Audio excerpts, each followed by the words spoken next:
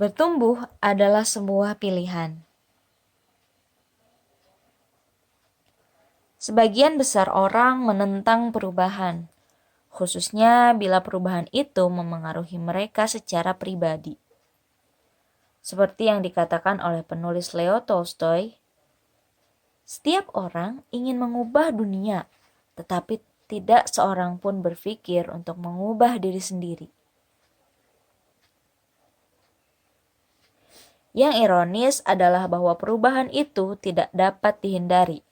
Semua orang harus berhadapan dengan perubahan. Di samping itu, pertumbuhan bersifat opsional. Anda bisa memilih untuk bertumbuh atau menolaknya. Tetapi ketahui hal ini. Orang yang tidak mau bertumbuh tidak akan pernah mencapai kemampuan potensialnya. Dalam salah satu bukunya, sahabat saya Howard Hendricks mengajukan pertanyaan. Bagaimana Anda berubah belakangan ini? Katakanlah dalam minggu lalu, atau bulan lalu, tahun lalu. Bisakah Anda menyebutkannya secara spesifik? Ia tahu bagaimana orang cenderung merasa sulit jika berbicara soal pertumbuhan dan perubahan. Perubahan adalah sebuah pilihan, sebuah keputusan yang dapat benar-benar memengaruhi kehidupan seseorang. Sebagian besar orang tidak menyadari bahwa orang yang berhasil dan orang yang gagal tidak berbeda secara substansial dalam hal kemampuan mereka. Dan tidak ada yang lebih efektif untuk mencapai kemampuan potensial selain berkomitmen pada pertumbuhan pribadi. Jadi, dalam bidang spesifik apakah Anda telah berubah untuk mencapai kemampuan potensial Anda belakangan ini?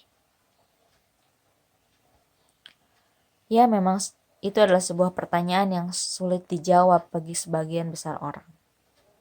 Resti sendiri baru memutuskan untuk fokus memantau perubahan yang terjadi dalam hidup Resti beberapa tahun belakangan ini.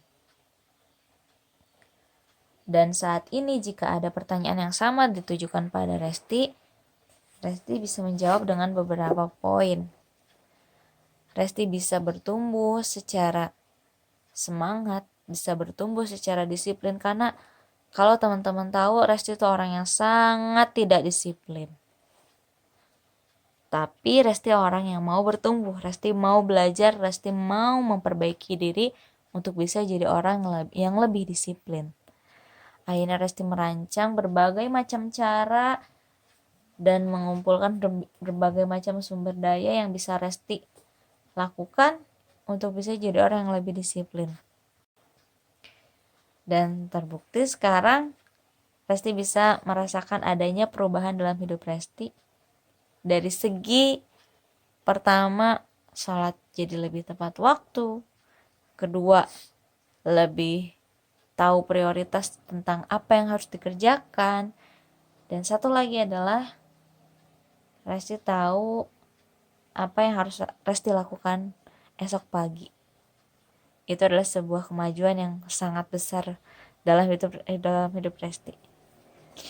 Jadi buat teman-teman yang belum memutuskan sudah mengalami perubahan apa saja, silahkan cek, silahkan refleksi dalam beberapa tahun ini apa saja yang sudah berubah dalam hidup teman-teman. Dan jika belum ada, yuk sama-sama kita belajar untuk kita tentukan perubahan apa yang akan kita alami selama beberapa tahun ke depan.